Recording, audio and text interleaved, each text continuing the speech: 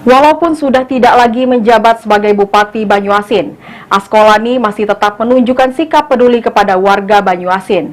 Salah satunya membantu dan mendampingi gadis berusia 12 tahun yang menderita penyakit jantung sejak dari kecil.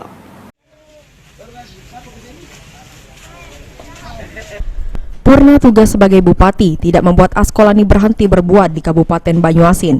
Bahkan kini Askolani mendampingi seorang gadis belia pengidap penyakit langka. Untuk berobat meraih kesembuhan, Askolani berharap Bella dapat menerima pelayanan maksimal bahkan hingga ke ibu kota Jakarta.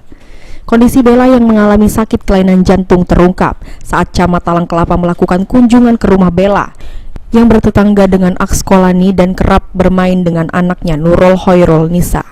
Mendapatkan informasi tersebut, Askolani yang baru saja purna tugas dan memiliki banyak waktu untuk keluarga dan tetangga langsung melakukan upaya bantuan dengan merawat langsung Bella dibantu oleh kakak perempuannya. Tetangga saya di depan rumah, jadi karena selama ini nggak ada yang kasih tahu kalau Bella ada kelainan jantung kan. Pas kita purna waktu, kita banyak waktu lah ngobrol dengan tetangga. Akhirnya kita baru tahu bahwa Bella ada kelainan jantung. Karena selama ini Bella ngaji juga di rumah, di musola di rumah, terus TK juga di apa juga. Nggak ada yang kasih tahu, Bella juga nggak kasih tahu juga. Bella nggak kasih tahu. Jadi ya, alasan kemanusiaan dan kita juga nggak ada pekerjaan yang sifatnya protokol.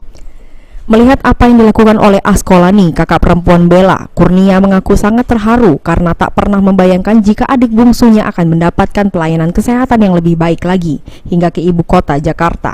Yang pertama sudah tuh terima kasih banyak, tanpa bantuan Bapak mungkin kami tidak bakal berobatnya panjang Pak. Ibaratnya kami kan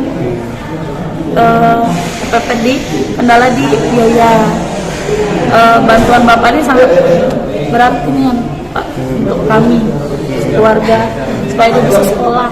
Untuk biaya pengobatan, Askolani mengupayakan melalui BPJS, namun untuk keperluan transportasi dan akomodasi penginapan keluarga Bella akan ditanggungnya.